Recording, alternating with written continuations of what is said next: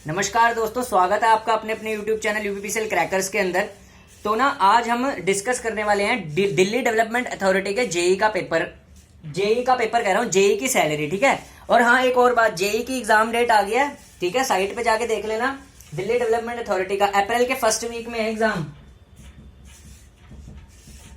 अप्रैल के first week में exam है। ठीक है। इलेक्ट्रिकल वालों का सिविल का थोड़ी पहले है। ठीक है, सिविल का मेरे को इतना नहीं पता, सिविल वालों देख लेना। बट ये जो बेसिकली वीडियो है, ये मोटिवेशनल वीडियो आपके लिए कि डीडीए के जो जेई बनता है उसको सैलरी कितनी मिलती है। ठीक है भाई, अब क्योंकि सबको पता है नौकरी हम किसके लिए करते हैं, पैसों के लिए। पैसे अगर अच्छे खासे मिलेंगे, ऑब्वियसली बात है आप मोटिवेटेड भी रहेंगे तैयारी के लिए। ठीक है, तो बेसिकली थोड़ा सा मैं मोटिवेशन यहाँ पे ज्यादा किसको देना चाहूंगा, ज्यादा मैं देना चाहूंगा सिविल इंजीनियर्स को।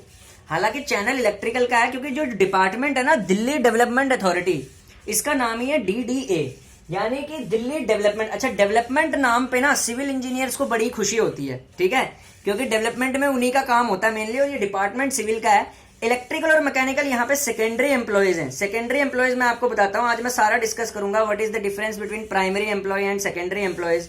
ठीक है, और पावर्स किसकी ज्यादा है। ठीक है, तो अब हम देखिए, सबसे पहले थोड़ा बता देता हूं मैं। जो दिल्ली डेवलपमेंट अथॉरिटी है, बेसिकली ये ऑर्गेनाइजेशंस हैं जिसमें जो कोर डोमेन का असली इंजीनियर होता है वो होता है सिविल इंजीनियर। ठीक है। अच्छा, और जो यूपीपीसीएल डिपार्टमेंट है, उत्तर प्रदेश पावर कॉर्पोरेशन या अदर पावर के जो डिपार्टमेंट्स होते हैं, वहां पे प्राइमरी एम्प्लॉय होता है इलेक्ट्रिकल इंजीनियर्स। ठीक है, तो यहां पे तो सिविल इंजीनियर जो है वो प्राइमरी एम्प्लॉय है। ठीक है, इसीलिए सिविल वालों ने सबसे ज्यादा फॉर्म भरा है इसको, और ऐसे सुनने में आ रहा है सिविल का पेपर 2-3 दिन है इसमें। ठीक है, और इलेक्ट्रिकल मैकेनिकल के बहुत कम बच्चे होंगे। ठीक है ना, इलेक्ट्रिकल मैकेनिकल की सीट्स भी इसमें बहुत कम है। ठीक है, पर फिर भी क्योंकि आजकल जॉब्स नहीं है तो बच्चे सारे फॉर्म भर रहे हैं, और भरना भी चाहिए, बिकॉज दिल्ली बहुत अच्छी प्लेस है। Delhi is the very good place for living. सबको पता है राष्ट्रीय राजधानी है। ठीक है, राष्ट्रीय राजधानी में जॉब करने का अपना एक अलग ही मजा होता है। तो चलो डीडीए जेई की मोटिवेशनल सैलरी के बारे में जान जाते हैं। इसको मैं सारी सैलरीज ना एक बार प्लेलिस्ट में भी डाल दूंगा, मेरा चैनल ऑलराउंड चैनल है। ठीक है, बेसिक सैलरी जो है वो 35,400 है, 4200 ग्रेड पे की जॉब है। ठीक है, 35,400 जो है हमारा 7 सीपीसी के बाद ये पे स्केल बनता है। ठीक है, बेसिक पे ये भी। ठीक है, उसके बाद डीए, प्रेजेंट टाइम में जो डीए चल रहा है वो 38% है 35,400 के। ठीक है, 38% है बेसिक पे के। ठीक है, उसके बाद सबसे इंपॉर्टेंट चीज, दिल्ली डेवलपमेंट अथॉरिटी में यदि आप क्वार्टर नहीं लेते, देखिए डीडीए में क्वार्टर्स भी हैं, डीडीए के अंदर क्वार्टर्स भी हैं। ठीक है, अगर आप क्वार्टर नहीं लेते तो एचआरए मिलेगा जो 27% है बेसिक का।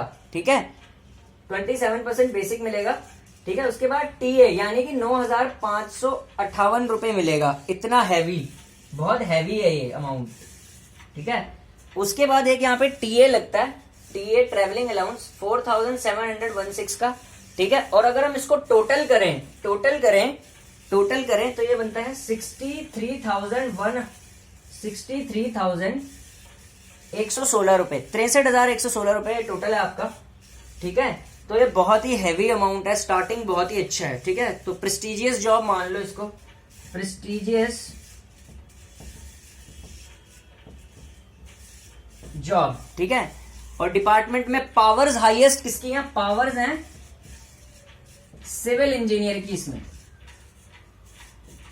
ठीक है, पावर हाईएस्ट इसमें सिविल इंजीनियर की होती है। ठीक है, अब सवाल यहां पे ये पैदा होता है, क्या इलेक्ट्रिकल और मैकेनिकल की सीटें कंबाइंड है और पेपर कंबाइंड होगा? यस, इलेक्ट्रिकल मैकेनिकल का ई और एम का, यहां पे लिख दिया मैंने, ई और एम का पेपर कंबाइंड है। वैकेंसीज भी ई और एम की कंबाइंड है, इलेक्ट्रिकल मैकेनिकल की कंबाइंड वैकेंसी है। तो मतलब क्या है इसका, इलेक्ट्रिकल के आदमी को मैकेनिकल का भी काम करना है, ड्यूअल काम करना है आपको। मतलब इलेक्ट्रिकल मैकेनिकल वालों के लिए स्टार्टिंग में ये जॉब बड़ी टफ होने वाली है, क्योंकि आपको यहाँ पे ड्यूअल काम करना है। ये अकेला ऐसा जेई का एग्जाम होता है जिसमें इलेक्ट्रिकल और मैकेनिकल कंबाइंड है।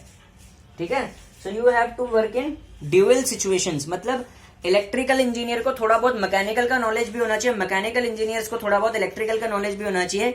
इसीलिए यहाँ पे E/M करके वैकेंसी आ रखी है। क्योंकि मैं बताता हूँ, बेसिकली ये जो डिपार्टमेंट है डीडीए, ये है सिविल इंजीनियरिंग का डिपार्टमेंट। सिविल इंजीनियरिंग इसमें सबसे इंपॉर्टेंट रोल प्ले करता है और सिविल इंजीनियर ही इसकी बैकबोन है, ठीक है। इलेक्ट्रिकल और मैकेनिकल यहाँ पे सेकेंडरी लेवल के एम्प्लॉयज हैं, यानी सब कुछ पहले सिविल करेगा, उसके बाद इलेक्ट्रिकल और मैकेनिकल की तवज्जो आती है यहाँ पे। दैट्स वाई सीट्स भी कम है। सीट से भी आप अंदाजा लगा सकते हो, सिविल की बहुत ज्यादा सीट है और सबसे ज्यादा सिविल इंजीनियर्स ने इसको भरा हुआ है। बट इलेक्ट्रिकल मैकेनिकल वाले भी अच्छा कैरियर बना सकते हैं, जब इतना अच्छा सैलरी दे रहा है तो you should go for this job. It's a very very prestigious job, ठीक है, ठीक है। तो 63,116 रुपीज आपको मिलेंगे स्टार्टिंग में, ठीक है। और अगर क्वार्टर ले लेते हैं तो थोड़ा कम मिलेगा, क्योंकि क्वार्टर अगर आप क्वार्टर लेते हैं तो HRA कैंसिल हो जाएगा, ठीक है, फिर आपको ये अमाउंट नहीं मिलेगा। तो अगर आप क्वार्टर लेंगे तो इसको माइनस कर देना, ठीक है, और नहीं लेंगे तो फिर HRA ऐड हो जाएगा, ठीक है। तो यही फर्क होता है, ठीक है। तो इसकी तैयारी आपको करनी चाहिए।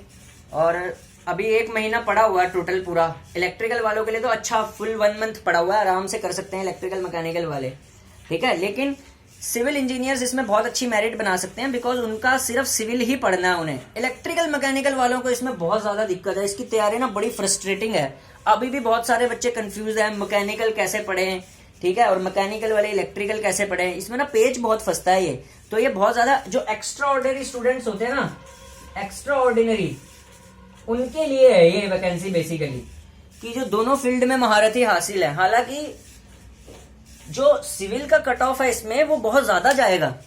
सिविल का कट ऑफ इस डिपार्टमेंट में ज्यादा जाने की संभावना है एज कंपेयर टू इलेक्ट्रिकल और मैकेनिकल के। क्यों? इलेक्ट्रिकल और मैकेनिकल को एक दूसरे का कंबाइंड सिलेबस पढ़ना है, बट सिविल इंजीनियर को सिर्फ सिविल ही अलाउ है।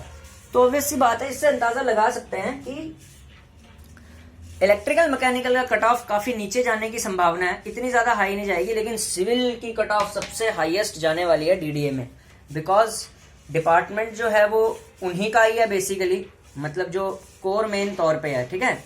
जैसे समझाता हूँ मैं अभी, जैसे UPPCL हो गया और कोई बिजली विभाग हो गया, जैसे पावर ग्रिड हो गया, NHPC हो गया, यहाँ पे इलेक्ट्रिकल इंजीनियर मेन एम्प्लॉय होता है, ठीक है। बिजली विभाग में तो इलेक्ट्रिकल मेन होता है, ठीक है। अब देखोगे एक मैं आपको कंपैरिजन करके दिखाता हूँ।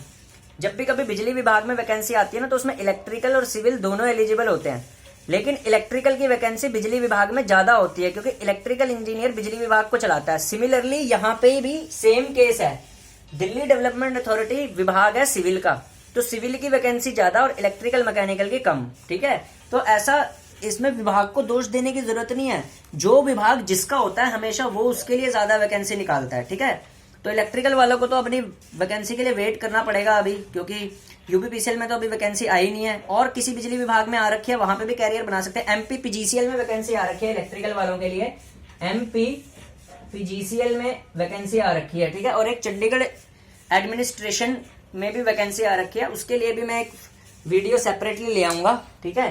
पर अभी प्रेजेंट टाइम में ये एग्जाम है, इस पे आप फोकस कर सकते हैं, ठीक है। Thank you.